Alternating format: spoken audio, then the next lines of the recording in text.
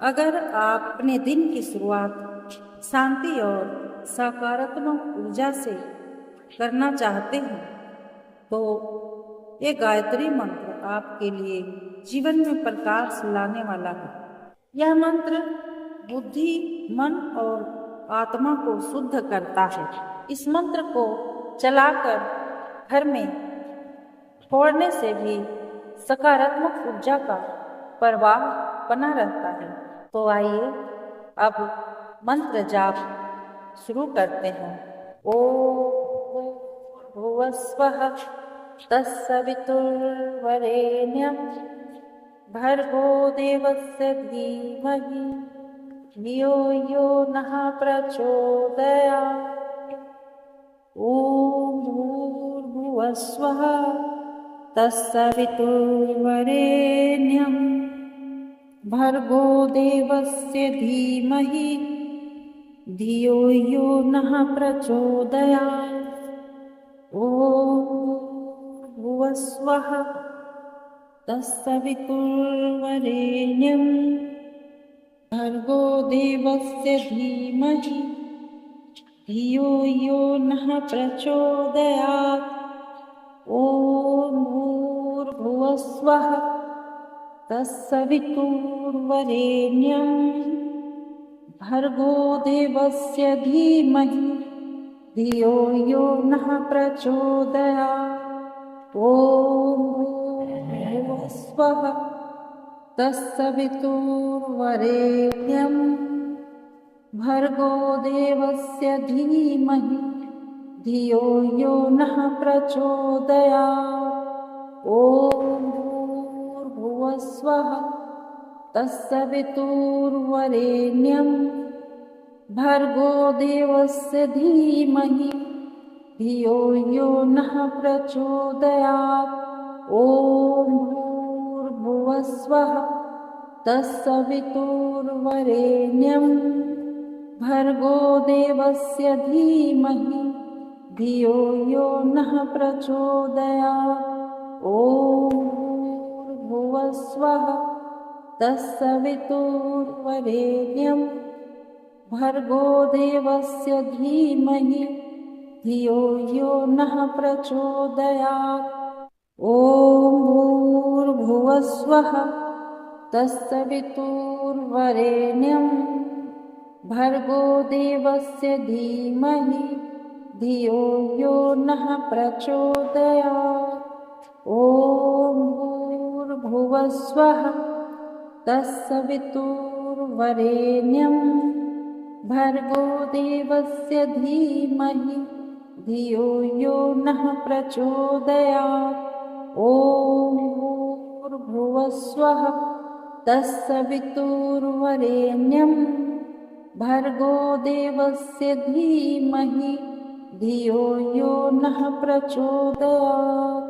ओम भूर्भुवस्वः तत्सवितुर्वरेण्यं भर्गो देवस्य धीमहि धियो यो नः प्रचोदयात्। ओम भूर्भुवस्वः तत्सवितुर्वरेण्यं भर्गो देवस्य धीमहि धियो यो नः प्रचोदयात्।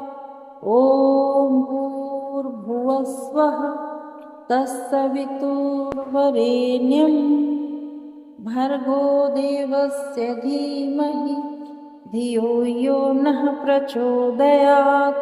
ओम भूर्भुवस्वः तत्सवितुर्वरेण्यं भर्गो देवस्य धीमहि धियो यो नः प्रचोदयात्। ओम भूर्भुवस्वः तत्सवितुर्वरेण्यं भर्गो देवस्य धीमहि धियो यो नः प्रचोदयात्। ओम भूर्भुवस्वः तत्सवितुर्वरेण्यं भर्गो देवस्य धीमहि धियो यो नः प्रचोदयात्। ओम भूर्भुवस्वः तत्सवितुर्वरेण्यं भर्गो देवस्य धीमहि धियो यो नः प्रचोदयात्। ॐ भूर्भुवस्वः तत्सवितुर्वरेण्यं भर्गो देवस्य धीमहि धियो यो नः प्रचोदयात्। ॐ भूर्भुवस्वः तत्सवितुर्वरेण्यं भर्गो देवस्य धीमहि धियो यो नः प्रचोदयात्। ॐ भूर्भुवस्वः तत्सवितुर्वरेण्यं भर्गो देवस्य धीमहि धियो यो नः प्रचोदयात्। ॐ भूर्भुवस्वः तत्सवितुर्वरेण्यं भर्गो देवस्य धीमहि धियो यो नः प्रचोदयात्। ॐ भूर्भुवस्वः तत्सवितुर्वरेण्यं भर्गो देवस्य धीमहि धियो यो नः प्रचोदयात्। ॐ भूर्भुवस्वः तत्सवितुर्वरेण्यं भर्गो देवस्य धीमहि धियो यो नः प्रचोदयात्। ॐ भूर्भुवस्वः तत्सवितुर्वरेण्यं भर्गो देवस्य धीमहि धियो यो नः प्रचोदयात्। ॐ भूर्भुवस्वः तत्सवितुर्वरेण्यं भर्गो देवस्य धीमहि धियो यो नः प्रचोदयात्। ॐ भूर्भुवस्वः तत्सवितुर्वरेण्यं भर्गो देवस्य धीमहि धियो यो नः प्रचोदयात्। ॐ भूर्भुवस्वः तत्सवितुर्वरेण्यं भर्गो देवस्य धीमहि धियो यो नः प्रचोदयात्। ॐ भूर्भुवस्वः तत्सवितुर्वरेण्यं भूर्भुवस्वः तत्सवितुर्वरेण्यं भर्गो देवस्य धीमहि धियो यो नः प्रचोदयात्। ॐ भूर्भुवस्वः तत्सवितुर्वरेण्यं भर्गो देवस्य धीमहि धियो यो नः प्रचोदयात्। ॐ भूर्भुवस्वः तत्सवितुर्वरेण्यं भर्गो देवस्य धीमहि धियो यो नः प्रचोदयात्। ॐ भूर्भुवस्वः तत्सवितुर्वरेण्यं भर्गो देवस्य धीमहि धियो यो नः प्रचोदयात्। ॐ भूर्भुवस्वः तत्सवितुर्वरेण्यं भर्गो देवस्य धीमहि धियो यो नः प्रचोदयात्। ॐ भूर्भुवस्वः तत्सवितुर्वरेण्यं भर्गो देवस्य धीमहि धियो यो नः प्रचोदयात्। ॐ भूर्भुवस्वः तत्सवितुर्वरेण्यं भर्गो देवस्य धीमहि धियो यो नः प्रचोदयात्। ॐ भूर्भुवस्वः तत्सवितुर्वरेण्यं भर्गो देवस्य धीमहि धियो यो नः प्रचोदयात्। ॐ भूर्भुवस्वः तत्सवितुर्वरेण्यं भर्गो देवस्य धीमहि धियो यो नः प्रचोदयात्। ॐ भूर्भुवः स्वः तत्सवितुर्वरेण्यं भर्गो देवस्य धीमहि धियो यो नः प्रचोदयात्। ॐ भूर्भुवः स्वः तत्सवितुर्वरेण्यं भर्गो देवस्य धीमहि धियो यो नः प्रचोदयात्। ॐ भूर्भुवः स्वः तत्सवितुर्वरेण्यं भर्गो देवस्य धीमहि धियो यो नः प्रचोदयात्। ॐ भूर्भुवः स्वः तत्सवितुर्वरेण्यं भर्गो देवस्य धीमहि धियो यो नः प्रचोदयात्। ॐ भूर्भुवः स्वः तत्सवितुर्वरेण्यं भर्गो देवस्य धीमहि धियो यो नः प्रचोदयात्। ॐ भूर्भुवः स्वः तत्सवितुर्वरेण्यं भर्गो देवस्य धीमहि धियो यो नः प्रचोदयात्। ॐ भूर्भुवः स्वः तत्सवितुर्वरेण्यं भर्गो देवस्य धीमहि धियो यो नः प्रचोदयात्। ॐ भूर्भुवः स्वः तत्सवितुर्वरेण्यं भर्गो देवस्य धीमहि धियो यो नः प्रचोदयात्। ॐ भूर्भुवः स्वः तत्सवितुर्वरेण्यं भर्गो देवस्य धीमहि धियो यो नः प्रचोदयात्।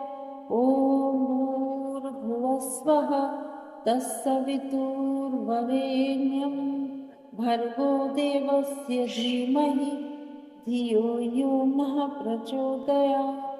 ॐ भूर्भुवः स्वः तत्सवितुर्वरेण्यं भर्गो देवस्य धीमहि धियो यो नः प्रचोदयात्। ॐ भूर्भुवः स्वः तत्सवितुर्वरेण्यं भर्गो देवस्य धीमहि धियो यो नः प्रचोदयात्। ॐ भूर्भुवः स्वः तत्सवितुर्वरेण्यं भर्गो देवस्य धीमहि धियो यो नः प्रचोदयात्। ॐ भूर्भुवः स्वः तत्सवितुर्वरेण्यं भर्गो देवस्य धीमहि धियो यो नः प्रचोदयात्। ॐ भूर्भुवः स्वः तत्सवितुर्वरेण्यं भर्गो देवस्य धीमहि धियो यो नः प्रचोदयात्। ॐ भूर्भुवः स्वः तत्सवितुर्वरेण्यं भर्गो देवस्य धीमहि धियो यो नः प्रचोदयात्। ॐ भूर्भुवः स्वः तत्सवितुर्वरेण्यं भर्गो देवस्य धीमहि धियो यो नः प्रचोदयात्। ॐ भूर्भुवः स्वः तत्सवितुर्वरेण्यं भर्गो देवस्य धीमहि धियो यो नः प्रचोदयात्। ॐ भूर्भुवः स्वः तत्सवितुर्वरेण्यं भर्गो देवस्य धीमहि धियो यो नः प्रचोदयात्। ॐ भूर्भुवः स्वः तत्सवितुर्वरेण्यं भर्गो देवस्य धीमहि धियो यो नः प्रचोदयात्। ॐ भूर्भुवः स्वः तत्सवितुर्वरेण्यं भर्गो देवस्य धीमहि धियो यो नः प्रचोदयात्।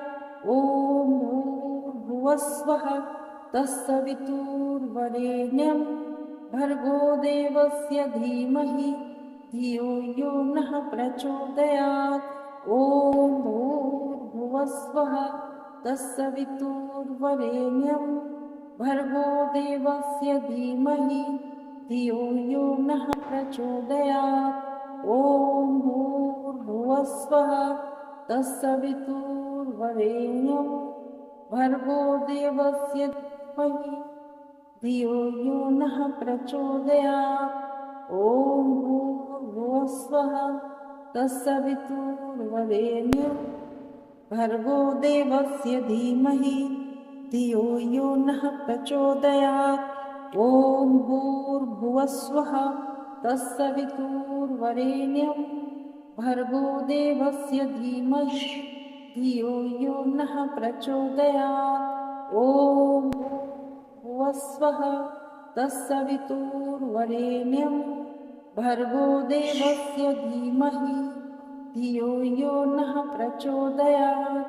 ॐ भूर्भुवस्वः तत्सवितुर्वरेण्यं भर्गो देवस्य धीमहि धियो यो नः प्रचोदयात्। ॐ भूर्भुवस्वः तत्सवितुर्वरेण्यं भर्गो देवस्य धीमहि धियो यो नः प्रचोदयात्। ॐ भूर्भुवस्वः तत्सवितुर्वरेण्यं भर्गो देवस्य धीमहि धियो यो नः प्रचोदयात्। ॐ भूर्भुवस्वः तत्सवितुर्वरेण्यं भर्गो देवस्य धीमहि धियो यो नः प्रचोदयात्।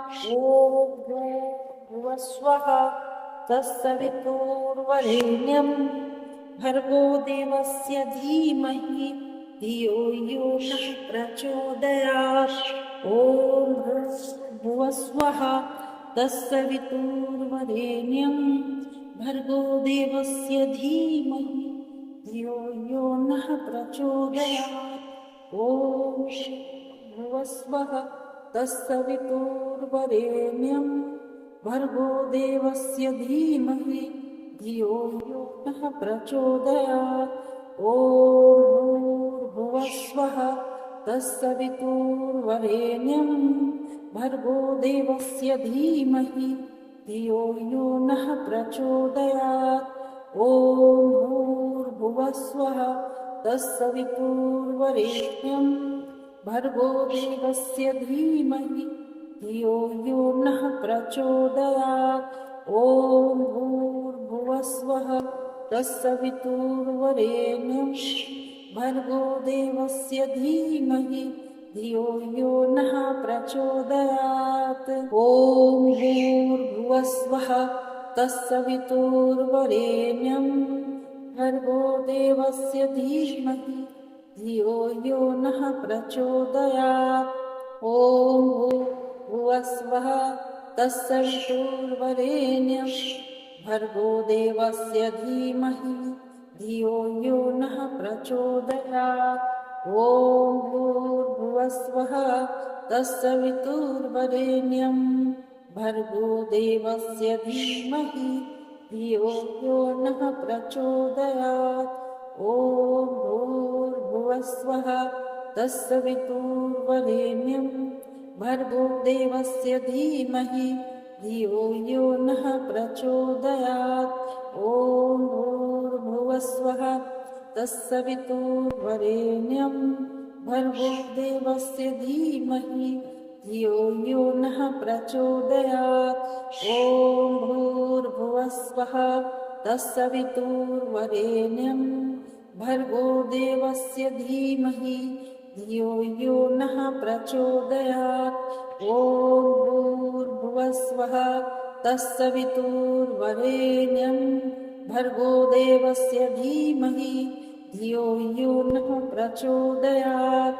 ॐ भूर्भुवस्वः तत्सवितुर्वरेण्यं भर्गो देवस्य धीमहि धियो यो नः प्रचोदयात्।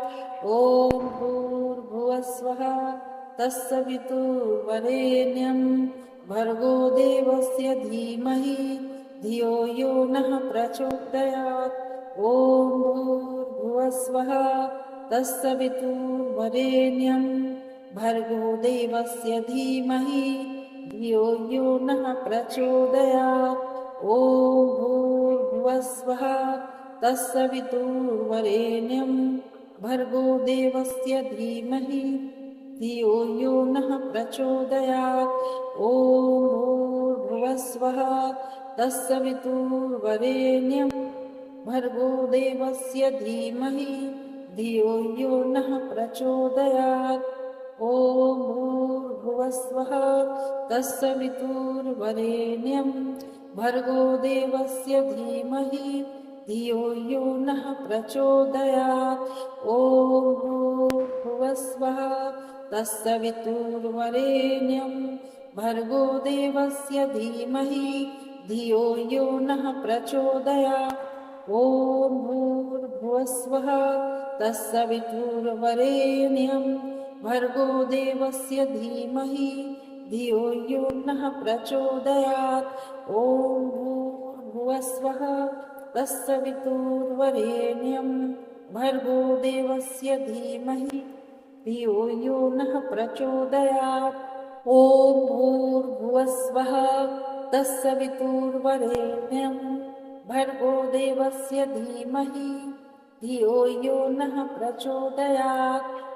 ॐ भूर्भुवस्वः तत्सवितुर्वरेण्यं भर्गो देवस्य धीमहि धियो यो नः प्रचोदयात्। ॐ भूर्भुवस्वः तत्सवितुर्वरेण्यं भर्गो देवस्य धीमहि धियो यो नः प्रचोदयात्। ॐ भूर्भुवस्वः तत्सवितुर्वरेण्यं भर्गो देवस्य धीमहि धियो यो नः प्रचोदयात्। ॐ भूर्भुवस्वः तत्सवितुर्वरेण्यं भर्गो देवस्य धीमहि धियो यो नः प्रचोदयात्।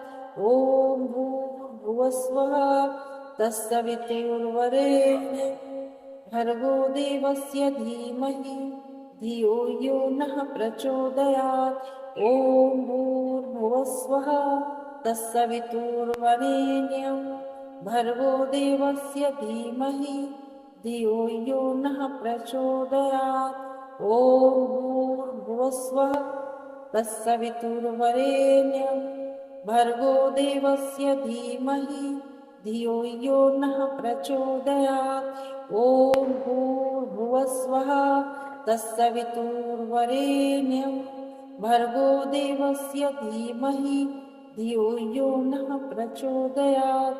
ॐ भूर्भुवस्वः तत्सवितुर्वरेण्यं भर्गो देवस्य धीमहि धियो यो नः प्रचोदयात्।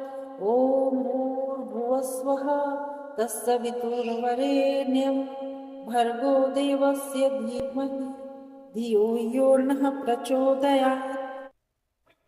इस मंत्र को रोज सुनने से मन शांत और एकाग्र होता है। ओम भूर्भुवस्वः तत्सवितुर्वरेण्यं भर्गो देवस्य धीमहि धियो यो नः प्रचोदयात्।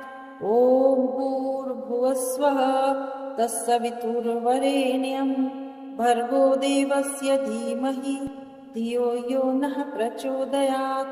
ओम भूर्भुवस्वः तत्सवितुर्वरेण्यं भर्गो देवस्य धीमहि धियो यो नः प्रचोदयात्।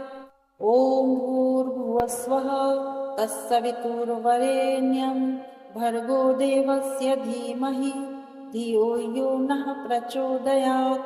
ओम भूर्भुवस्वः तत्सवितुर्वरेण्यं भर्गो देवस्य धीमहि धियो यो नः प्रचोदयात्। ओम भूर्भुवस्वः तत्सवितुर्वरेण्यं भर्गो देवस्य धीमहि धियो यो नः प्रचोदयात्। ओम भूर्भुवस्वः तत्सवितुर्वरेण्यं भर्गो देवस्य धीमहि धियो यो नः प्रचोदयात्। ओम भूर्भुवस्वः तत्सवितुर्वरेण्यं भर्गो देवस्य धीमहि धियो यो नः प्रचोदयात्। ॐ भूर्भुवस्वः तत्सवितुर्वरेण्यं भर्गो देवस्य धीमहि धियो यो नः प्रचोदयात्। ईश्वर आपकी बुद्धि को सही दिशा दे। अगर यह मंत्र आपको शांति दे रहा है तो दिव्य शक्तियाँ चैनल को सब्सक्राइब करें और कमेंट में जय माँ गायत्री लिखें। हरि ओम तत्सत।